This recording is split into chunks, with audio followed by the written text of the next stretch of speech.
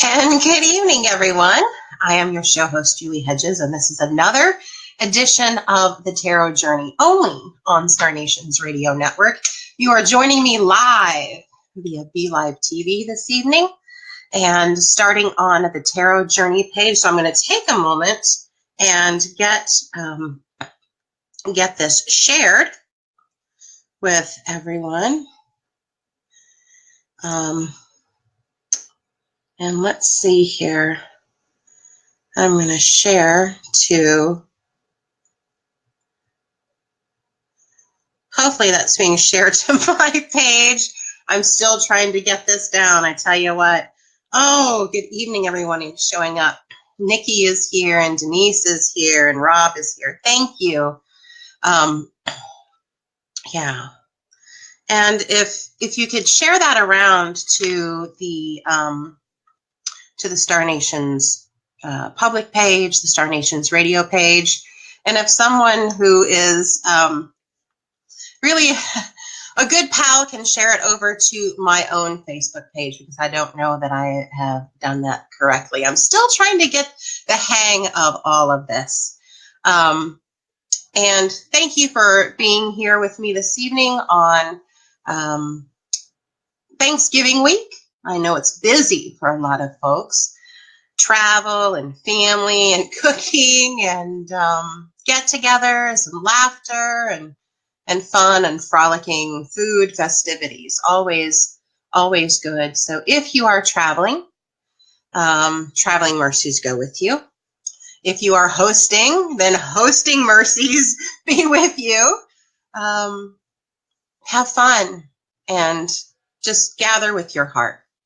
That's what this time is all about.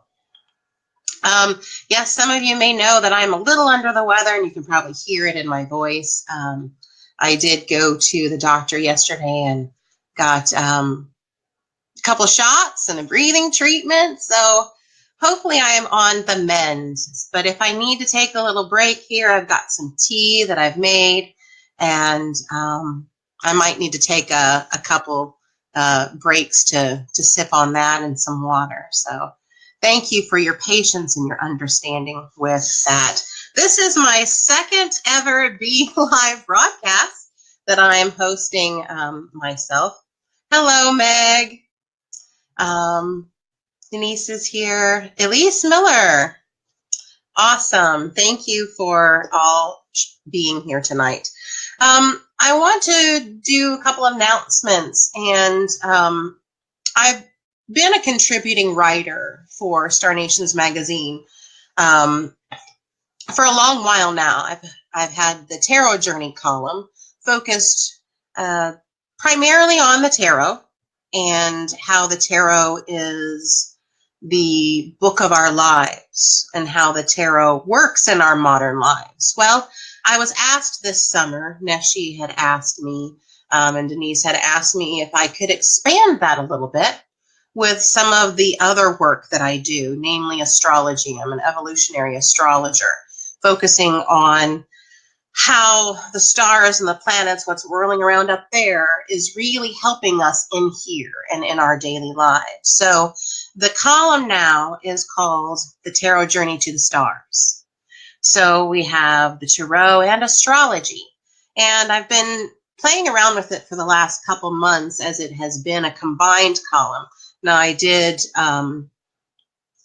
start writing that in the summer as two separate columns, still having the astrology separate from the tarot. But in October, they were blended together under the heading of the Tarot Journey to the Stars. And so I'm trying to tweak that. But I think for the November article, I had broken it down into two sections. Still one article, but two sections, so you can get a good chunk of the tarot and then read a little bit further and get a good understanding of the astrology that's supporting us and influencing us and helping us during this particular month. So just to explain a little bit about this column, it is the blending of star wisdom and tarot wisdom. And it's about life, love, relationships, and how you are working in your modern life. The goal of my writing and the goal of my work is to help us see and understand and embody the ancient wisdom that is really alive in our modern life. When you're walking the dog and writing reports and putting on your pants every morning and brushing your teeth and traffic and coffee spills and all of those things, going to the grocery, waiting in long lines at the checkout counter, whatever, how it applies to our modern lives. And I've said that the tarot is the book of life. It is the archetypal and symbolic wisdom of all facets of life. And we are the living book of life. And how we roll through that. Tarot is an anagram. Anagram, meaning that the letters stand for something else. Anagram of the Latin word rota. Rota means wheel. So it's not only the book of life, but the wheel of life. Things keep coming around, right? Something that you thought that you had taken care of a long time ago, well, maybe it revisits you a little bit. Revisits you to see how far you've come, kind of as a little test, or an attaboy or an attagirl. And astrology for me is this art and science of the law of correspondence, which most of us know as the Hermetic principle, as above, so below, as within, so without. So all of those stars and planets that are whirling around up there, and interestingly enough, the word planet comes from the Greek, which means wandering star. The ancients who named it such didn't know that they weren't actually stars according to what the astronomy community or the science community would say. But anyway, it is the law of correspondence, as above, so below. So all that is whirling around up there is actually and truly working inside of us. So the goal of this column is to bring these two disciplines into alignment so that you have knowledge and understanding and little tidbits of wisdom from those disciplines that can buoy you and support you in your life. So hi, Connie. She's here. Hi, Rob. Thank you, everyone, for being here. And the astrology part of the column is called The View from Here, because here we all are on Earth and we're looking up at the stars. So the view from here, how it looks and feels from here. So I want to give you a little bit of the view from here as we start the show. What's happening in the skies that is truly supporting us. And so I'm going to kind of glance down at my notes here a little bit so I can give you some proper information. Over the weekend, we had the new moon in the sign of Scorpio. So what does that mean?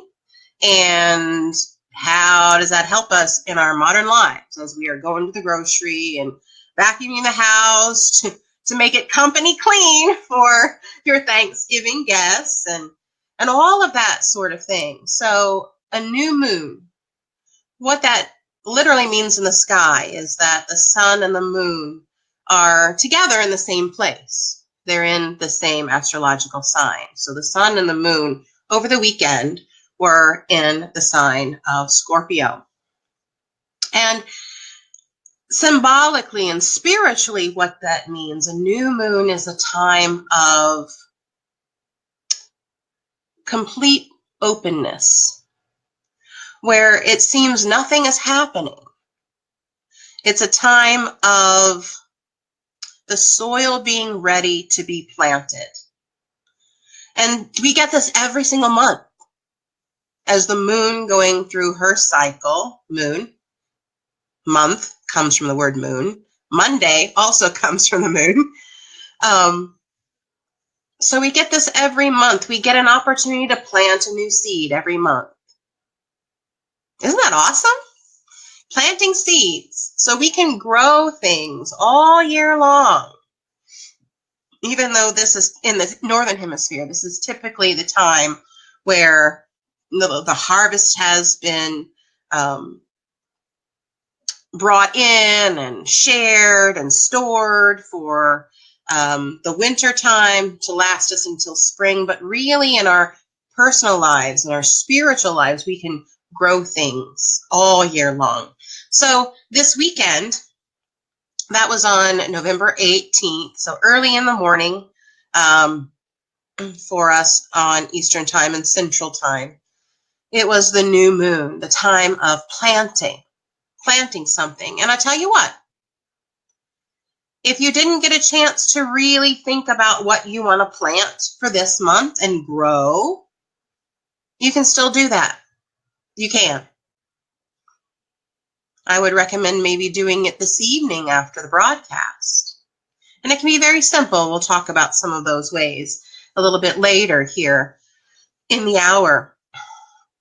But the new moon energy, we'll say, is really strongest for a period of 3 nights. So the night before, the night of, and the night after. And we've kind of reached that point where we're coming out of the most potent part, but you can still grow something new every month. I promise you.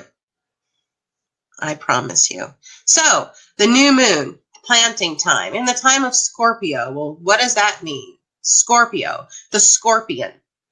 Scorpio is the deep, intense fullness of magic. Magic and alchemy, transformation.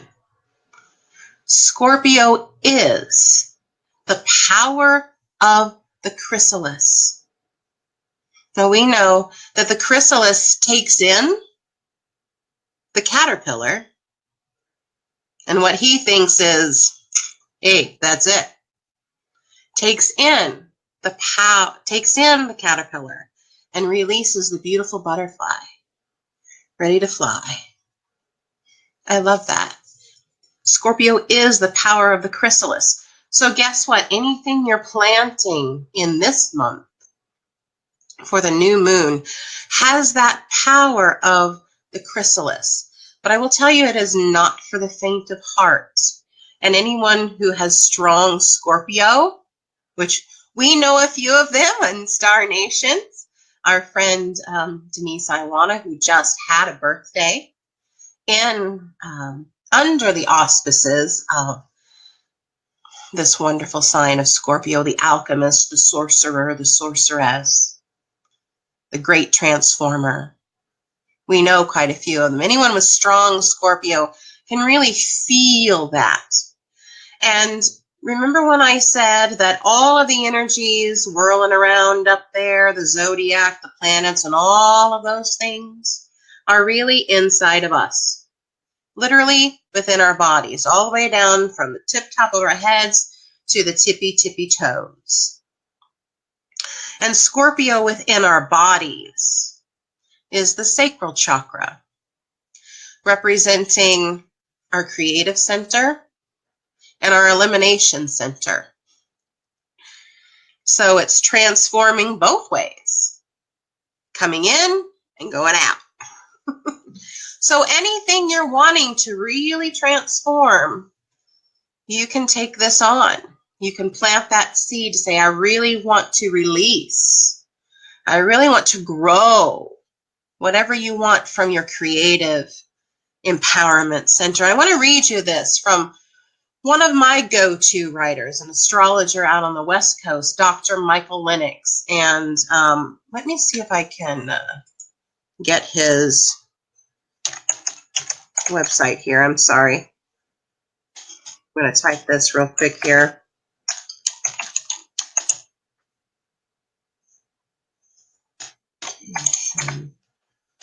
I'm not so swift at dreaminginterpretation.com. I hope you can see that, if that's coming up for you. That is his website. And this is what he says about the new moon in Scorpio.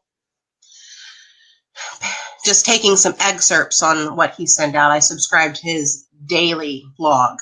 I think he's an excellent resource. So as an astrologer, I appreciate his astrology wisdom. So I'm sharing it with all of you.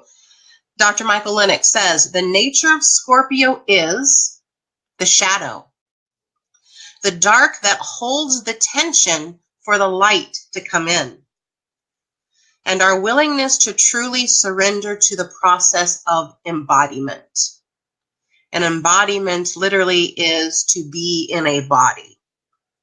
And we just said that Scorpio is the sacral chakra, the creative center, the womb, right? So being in body, that's exactly what Scorpio is.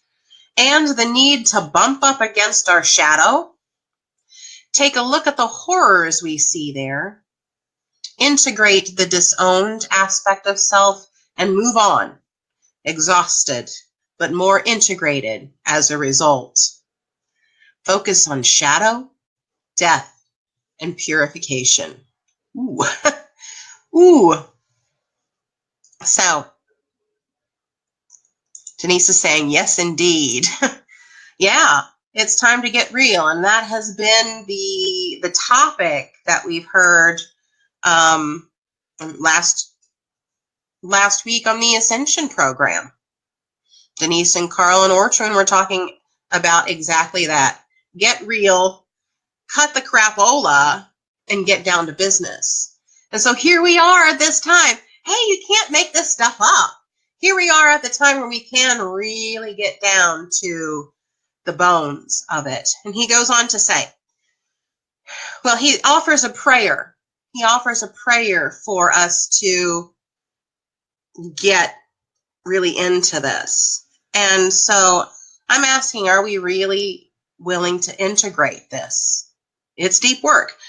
And asking myself, am I willing to go the lengths and depth that it takes to do this? Because it might really require me to come up with some ugly crapola and crud and really cut the crap in my own life. Yikes. So here's a prayer that he offers, and I'm sharing it with you tonight. I allow anything that needs to come up to be healed, so that I may transform my consciousness in order to create blank. Then he goes on to say, but be careful. Do not say such a prayer unless you are really willing to do the work that will be required. Every prayer is answered. And sometimes it comes in the form of the exact challenge that will assist you in facing what you have kept hidden for so long. Ooh. How do you like them apples? Right? When you pray for patience, I don't know if this has happened to you, but you pray for patience, and then guess what?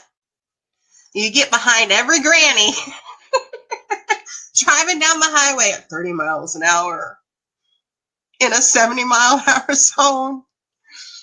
Or you get behind the person at the counter who has 500 questions about buying a hammer. Hey, the hammer, you just hit something with it and go on with life. 500 questions. Do we need that? So when you pray for these things, typically what you get is the work to achieve what you have asked for. Hi, Neshi. Hi, Del Marie. Oh, Denise is saying that tonight's yoga class was dedicated to this very thing. Wow. Wow. Thanks for being here, Del Marie. And Jocelyn, she's here tonight. Thank you. Ooh, I've got to put this one up. Rob says, don't ask for anything you're not willing to work for. Yeah. Yeah. We have to be responsible for what we ask for. I love the lessons that I have been taught, Star Nations. The children of our mind, what we conceive, the words that we say, the thoughts are our children, as Denise has taught us. So don't ask for anything or assert anything that we're not willing to be responsible for. So you have the incubator of your dreams in this new moon in Scorpio. And so I invite you to really think about what you want to bring to life. There you go. And we are also heading in the next couple days into the time of Sagittarius, when the sun in his rotation is moving into the sign of Sagittarius. Sagittarius is the philosopher, the traveler, the culture expert, the orator, the broadcaster, the publisher, the wise one.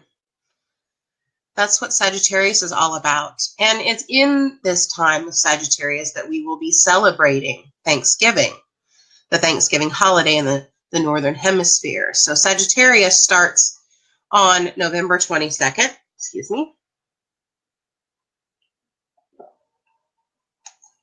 just a couple days here. Sagittarius is the sign of expansion and the higher mind, and also essential truth. That is the core question of Sagittarius. What is the essential truth? But let me back up and tell you, since we've talked a little bit about Scorpio, the essential question of Scorpio is, what is the power here? Because we're dealing with the power center. Sagittarius is, what's the essential truth? And so Thanksgiving is a time for friends and family, but it may represent something else to possibly our First Nations brothers and sisters. And may hearken remembrance of the time when the white people from far across the oceans came and basically took over under the papal edict, the doctrine of discovery, right? And there's a lot of mixed thought about this. Let me just say hi to Carla. Thanks for joining us tonight. And Cynthia, thanks for joining us. And just at the beginning of the month, on November 7th, I did a Tuesday night program with Neshi. Hi, Kelly. Neshi was very kind enough to invite me on to talk about Saturn in Sagittarius. And if you have not had an opportunity to listen to that broadcast, I would invite you to go back there. The archive is on YouTube. And if someone pretty please with ice cream on it could share that into the chat room, I would really appreciate that. I did not get a chance to get that queued up before our evening began. And so that was a good hour-long talk about this powerhouse of Saturn, the sign of authority and wisdom and integrity and foundation and making things solid, going through the sign of Sagittarius of expansion and wisdom, and what's the essential truth. And we talked about some of the, I'm going to say, harder aspects of Saturn. Saturn wants to really get down to business, sharpen your pencils and get to work, right? You're not going to have your dessert unless you eat your meat. You're not going outside to play unless you clean your room. You know that, you got to do this. And, you know, that can really be disappointing. It can be hard, especially those who have strong Sagittarius. Sagittarius is expansion and travel. And bringing those two energies together can create some real disconnect. But here are a couple things I did want to bring up that I didn't get a chance to say then because they're important. Saturn is not only the taskmaster who says, sharpen your pencils, you're going to work. Tie your shoes, you're going to school. He's also the one who gives us gifts and rewards for our hard work. So these are two big things that we didn't get to talk about that I wanted to share tonight. And they both occurred this time last year, at the beginning of November in 2016, November 4th and 5th, in a little place in North Dakota called Standing Rock. And I think most all of us, if not all of us, know that well, followed that, prayed for Standing Rock. And I know that our two leaders of Star Nations, Dana and Neshi, both went to Standing Rock at that time to witness these two events. And I share them tonight because they occurred under the auspices of the energies of Saturn going through Sagittarius. Oh, I lost my thing here. And the first one was the Lakota, Dakota, Nakota uniting under the governmental structure called the Horn, under the Great Sioux Nation, Ochetisacoe. Now, I am not versed enough to really espouse on that, other than this is a very important structure, a very important spiritual and governing act that occurred under the Great Sioux Nation that has not occurred in 150 years. The creation of the Horn.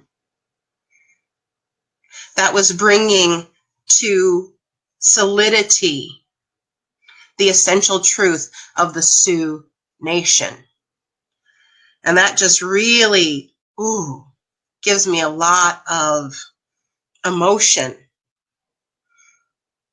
to say that.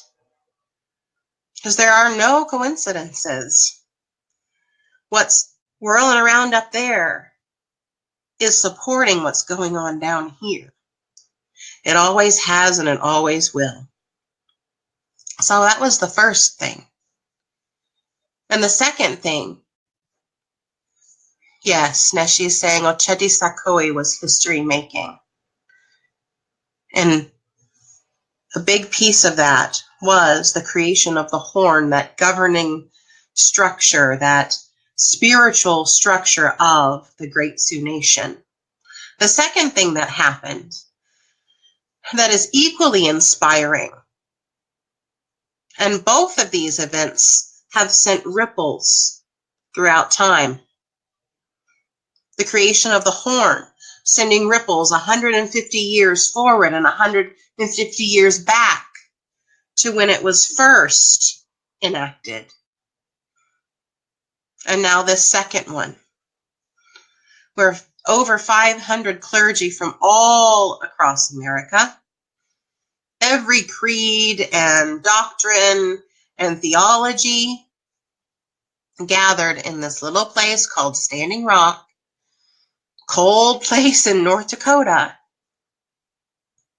to publicly denounce and ceremonially burn the papal doctrine of discovery from 1493.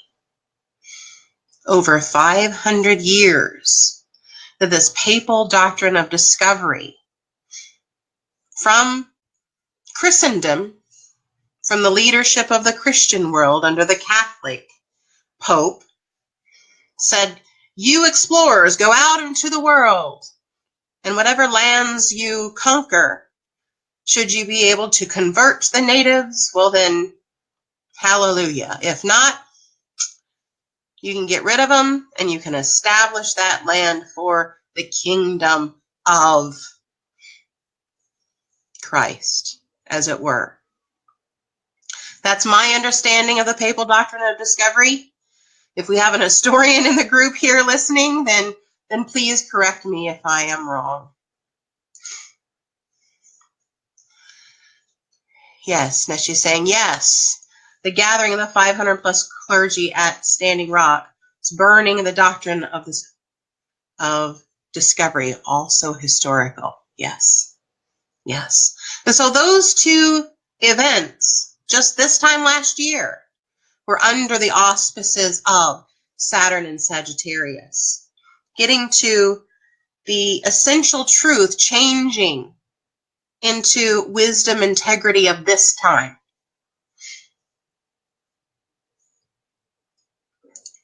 And Rob is saying, I like this here. When you look at the history of how we moved into the Piscean age, this may get ugly. Well, when we're shifting into the ages, it certainly brings up those things that are consciousness changing. Because how long did this doctrine of discovery govern the way we treated other lands? And to a certain extent, how some are still being treated. Denise is saying Grand Rapids water protectors gathered today at Riverside Park. Awesome. See? What was started at Standing Rock is now across the world and is still going, even though we might not hear of it every single day like we did this time last year. But it has sent ripples through time and is still rippling through time.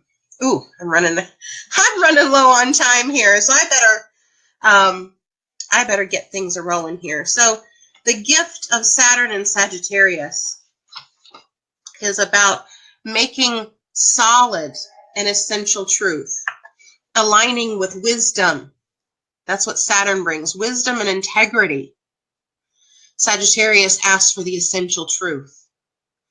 So we have all had that opportunity to really examine the wisdom and the integrity of our personal philosophies, our religious convictions, how we learn, how we think. And during this time, 2015 to 2017, because on middle of December, Saturn moves on to Capricorn's home sign. So there we go. Let's take a moment now to set our sacred space for our tarot talk this evening, because we're really going to be doing some soul work. Some soul work. So I invite you to take a breath with me, breathing up through Mother Earth into the soles of your feet, coming up your legs, over your knees and around your hips, and over your belly and around your heart, and up into your throat and your third eye and into your crown, swirling around and exhaling fully. And bringing another breath like a blanket all throughout your body, all the way up, circling in your head and exhaling. And another one with me from the bottoms of your feet all the way up through your belly and your heart and all the way to your crown and exhaling. And we call upon the wisdom of the four directions: the east, vision, signs, sight, thought; the wisdom of the south, our lessons, the way we walk our walk and talk our talk, and our spiritual mastery, our passions and motivations; the wisdom of the west, of healing and regeneration and spiritual understanding; and the wisdom of the north, the wisdom of our ancestors, the ones who have walked this way before, and our understanding of prayer. And we also ask for the guidance and the support of Mother Earth, Grandmother Earth, Mother Gaia, to ground us to her and help us open our path with love.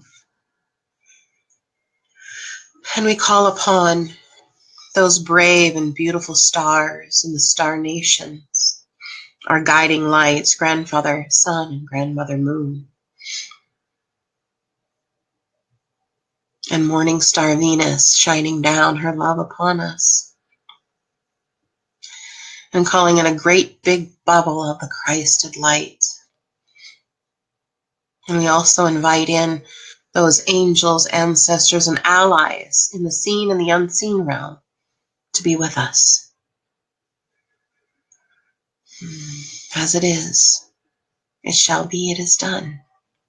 And now let's get down to talking about the tarot tree of life and what that is all about. Tonight's topic, we're going to talk about the backbone of the tarot. And it's the tarot tree of life, that life-affirming knowledge that comes to fruition when we are still in our hearts and our minds. And perhaps that might come at a time of suspended animation.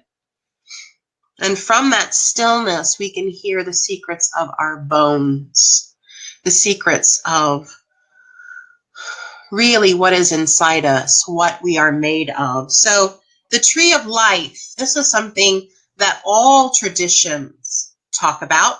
And I only want to spend a little bit of time on this because I really went over on my astrology talk. The tree of life. Well, we have the Christian tradition of the tree of life. And just in the Garden of Eden. And also the tree of knowledge of good and evil and what we are supposed to revere and what we are not supposed to eat the fruit of, right? And when Adam and Eve ate of the fruit of the tree of the knowledge of good and evil, they were cast out of the garden. We know that story. We also have the world tree from the Mayan perspective. And that, as I understand it, contains the 4 directions, north, south, east, and west, plus the 3 worlds, the lower world, connected to the middle world where we are now, and the upper world. My tea with honey and cinnamon, as my friend Rob taught me to drink it with honey and cinnamon. Good stuff, and good for the throat too. Barbara Hand Clow says, and I want to read this, the root system of the tree corresponds to the first and second dimensions. The trunk is the third and fourth dimensions, and the branches are the upper 5 dimensions. If your mind is open to this possibility, then it is easier to see how the Maya and other people working with sacred trees are able to access all the knowledge of the universe and the timeline for evolution of human consciousness without the aid of computers, internet, and satellite communication. Barbara Hand Clow, she's an astrologer and spiritual teacher as well. We have the Celtic tree of life, and that's also the symbolic connection of the 4 directions and the lower, middle, and upper world, but also adding in this idea of when the Celts would move into a territory to establish a community, they would leave a central tree. And this is roughly the where we get our tradition of the Christmas tree or the Yule tree or the holiday tree. And it's a reminder of our connection with the natural world and a physical presence to remind our connection with Mother Nature and all human beings upon her. Then we have the Bodhi tree. That's the tree where Buddha sat underneath the Bodhi tree to attain enlightenment, sometimes called the banyan tree. It's the wisdom of all that is. And then one of my favorite stories is Yggdrasil.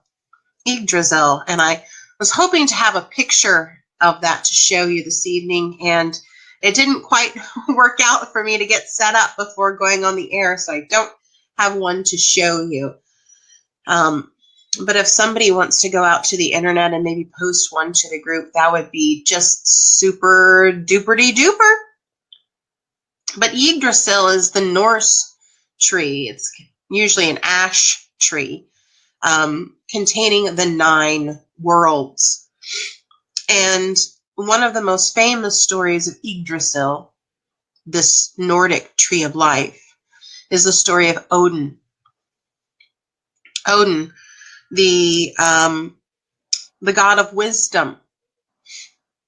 And I want to read this here. Odin possessed great wisdom, knowledge of magic and divination. His price was an eye in exchange for a drink from the well of Mimir.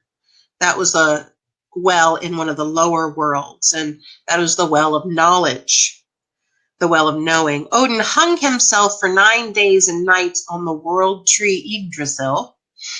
And let me see if I can get that typed in so you can see. So if you're wondering, what is that word she keeps saying and how do you spell it? Well, there you go, Yggdrasil. He hung himself for 9 days and nights on the world tree Yggdrasil as self-sacrifice for knowledge of the runes. And the runes, or the Nordic alphabet, that is also even today used for divination and spell work. But we know how important the alphabet is, how important words are. When we say words, when we spell words, it's called spelling. Magicians and sorcerers and sorceresses cast spells. They're saying power words. They're spelling. Okay? So Odin is the one-eyed god of wisdom, poetry, the patron of warriors, rulers, and poets, the lord of hosts and the god of inspiration. And he hung on the tree of Yggdrasil for 9 days and nights. And so why do I keep talking about the tree of life? What does that have to do at all with the tarot? Well, I'm going to bring this up here so we can see the Hanged Man. The Hanged Man. That's card numeral 12. That is the tarot tree of life here. And we have our figure of Odin. Some scholars say that is the figure of Odin, hanging from the tree there to attain enlightenment. So let's talk about some of the symbolism that we see here. On this card, we do have most definitely the tree. And as you can see here, the tree does have leaves on it, so the tree is alive. And look how he is hanging. The Hanged Man, pretty straight up and down against the trunk of the tree. His hands tied loosely behind his back and one leg crossed behind another one there.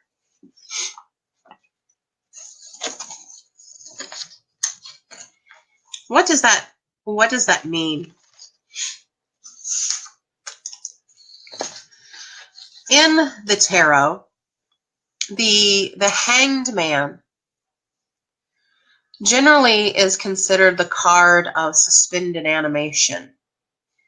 I mean, look at this guy here. He's hanging out. There's not much action going on. I want to bring this up. Rob says, crucified upside down like Peter. He's hanging there. And look how his head is lit up. It has a halo. It has one of those, the glowing figure like we see on some of the older paintings. Pardon me, I'm about to poke myself in the eye here. We see classical paintings of the saints, right? And they have this glow, this halo about them. And Jesus and Mary in these classical paintings have this halo.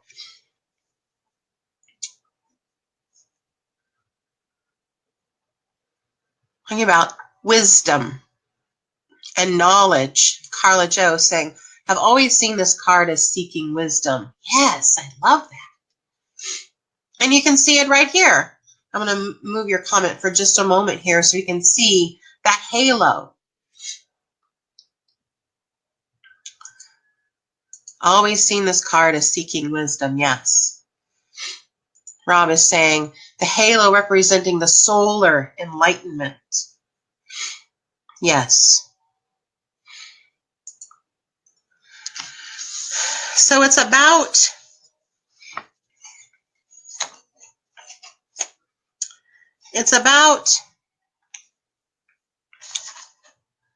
I like what this author has to say, emotional release, accepting what is. It's suspension. It's not moving anywhere. It is a sacrifice to hang on that tree, just like Odin did for 9 days and 9 nights, seeking wisdom. It is about going within, waiting for the best opportunity, reconnecting to your spiritual purpose,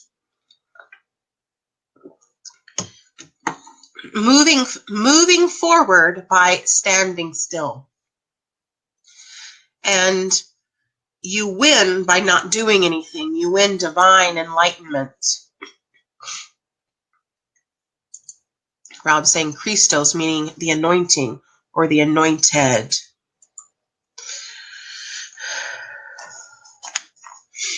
The hanged man willingly allows himself to be suspended and lowered into those deep spiritual waters, just like Odin sacrificed his own eye to drink from the well of Mimir, the well of knowledge, to be lowered into those deep waters, absorbing all the waters offered to him, waiting for the moment when he will be born into new consciousness. And I love this quote from Manly P. Hall. Excuse me. Esoterically, the hanged man is the human spirit which is suspended from heaven by a single thread.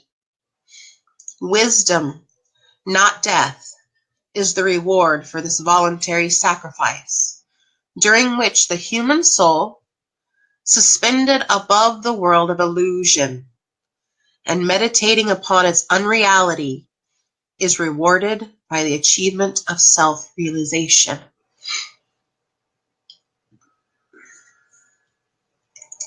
How could you not like Manly P. Hall? Right. And I love that, what he says specifically about this card.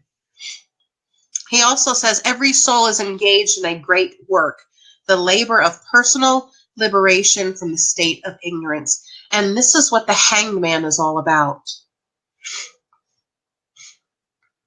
Personal liberation from the state of ignorance. And going back to what Carla Jo said, I'm going to bring this back up, having always seen this card as seeking wisdom. This represents the time of being still. Being still and accessing the power of the tree of life. And the tree of life here, I wish I had a pointer, but I don't, but the actual tree that he is hanging on.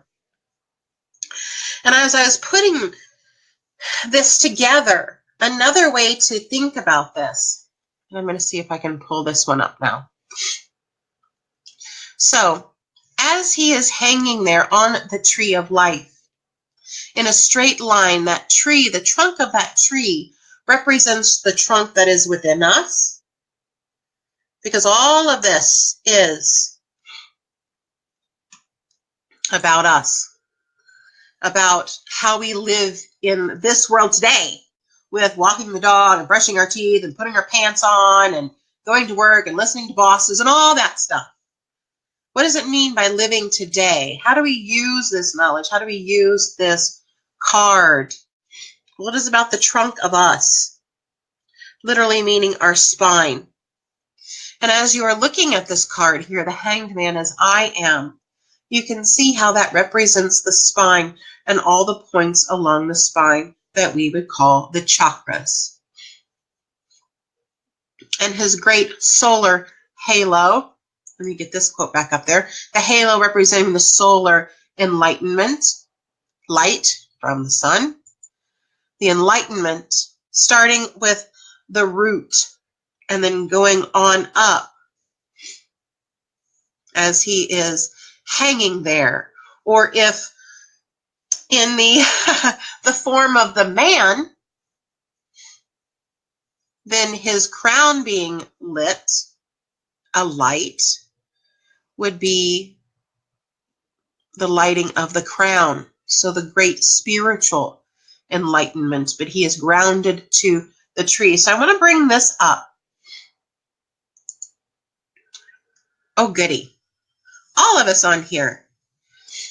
And I want to show you this to talk a little bit. I hope you can see this. Do I need to, if somebody can tell me in the chat room, do I need to move the Hanged Man so you can see this better? But this is a wonderful representation of our chakra system, starting with the red being the root, and then you have the sacral, and then the yellow,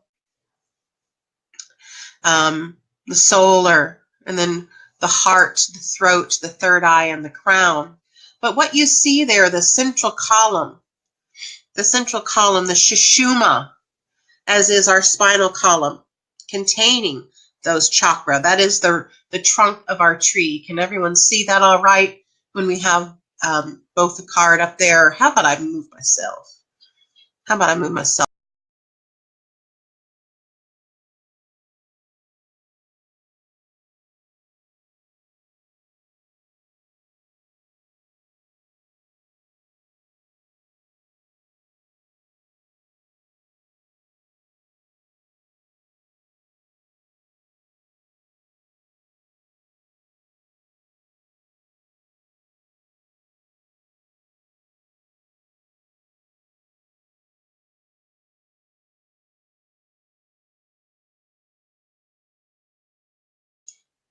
Thank you, Neshi. I forgot. Can't hear me if I'm in the lobby.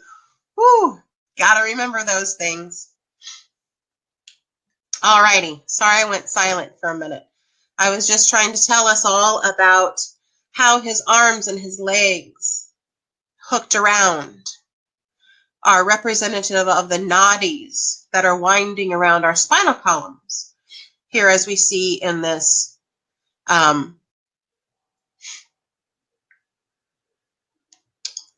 let's see here. Let me bring that up. Okay, let me try this. There. Maybe that's a little bit better. Showing that. Is that better? Neshi, you can help me out with this broadcast. The two energetic pathways running throughout our bodies, and also representative of that card itself. The Pingala and the Ida, the sun channel and the moon channel, the bright light shining out, and the internal pathway of power within. And those channels are running through our bodies, representative of how we are living our lives today, how we operate, how we think, how we feel, how we interact in our relationships at work. These energetic pathways are flowing through the trunk of us, just like the trunk of this tree of the Hanged Man. And this is why this represents the tarot tree of life, the Hanged Man. So thinking about all of those energetic pathways and how we are creating relationships and working in our careers, in our families, how we have relationship with ourselves. This is the Hanged Man. So what does the Hanged Man have to offer us?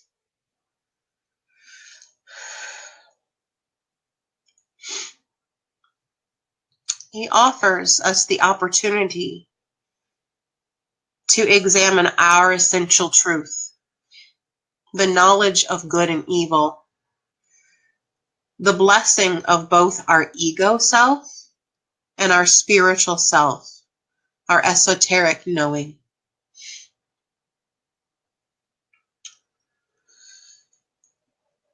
And we also have the ability to understand better our spiritual nature, as it is the everlasting life part of us, as we are souls having a human experience. And we have those times of suspension where we put away our physical temporarily so we can focus on what really matters. And that's the strength of our character. That's the strength of our spirit. That's the strength of our alignment with our own understanding of the Creator of worlds, the creator of us, the creator of our soul, the creator of our words, and how we can use them. And this card, I'm going to focus him here. Let's just get us side by side. He also offers us a place and a time of healing. Sometimes we get to a spot when there ain't nothing else to do but to be still. We've done everything in our humanness to go here and go there, but sometimes we just need to hang out like the Hangman and seek the truth that is from our central core, from the trunk of our own self, connected to Grandmother Earth and Grandfather Sky, like the canopy of that tree and the roots of that tree. He gives us that opportunity. And I'm going to offer us some power words this evening. Hope you can see them. Sat Nam. Sat Nam. Sat Nam is a seed mantra. It's very popular in Kundalini yoga. Sat means truth, and Nam means identity. So you say Sat Nam. It means truth is my identity, or truth is my name. And it's a wonderful, easy mantra that you can say mentally or out loud. In Kundalini Yoga, there are some wonderful kriyas. Kriyas are both body and movement postures, mostly stationary postures with hands and breathing.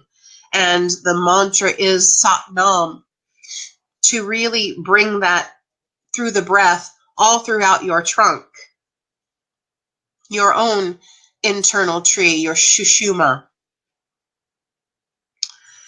And this is what Yogi Bhajan says about Sat Nam. Sat Nam is the bij or seed mantra, meaning an essential truth. It is small and potent. Great things grow from it. If it is not written in your destiny to be with God and know your higher consciousness, this mantra engraves it in your destiny. I love that. So engraving your God truth into your body with this mantra, Sat Nam, Sat Nam. I'm sorry we didn't have an opportunity to have readings this evening, but I'll tell you what, you can email me if you would like a card, and I can draw a card and email that to you. So I'm going to put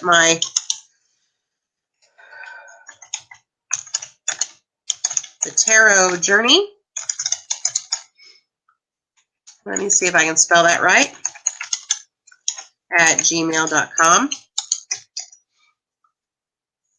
The Tarot Journey, did I spell that right? The Tarot Journey at gmail.com. So email me if you would like a card this evening, and I will get to it in the next few days. A card for your central channel, a card to empower your essential truth, what great seeds that you can be planting in this time of Sagittarius coming, when the question will be asked, what is your essential truth? And I want to give you a reminder that the Tarot Journey Volume 1 by Julie Hedges is available, and I'm happy to send out a copy to you as your copy, or to give a gift to someone that you love. They're $15, and I can ship it to you for $3.99 anywhere in the U.S. And I would love to sign it in a personal dedication to readers. So you can email me at thetarotjourney@gmail.com for your copy. And also here, I want to offer this. Orders for personal astrology readings for 2018 are hot and heavy right now. People are booking them left and right. So if you want to know what's in the stars and the planets for you throughout 2018, this session is for you. It is, you get a personalized custom packet that is about your chart and your horoscope.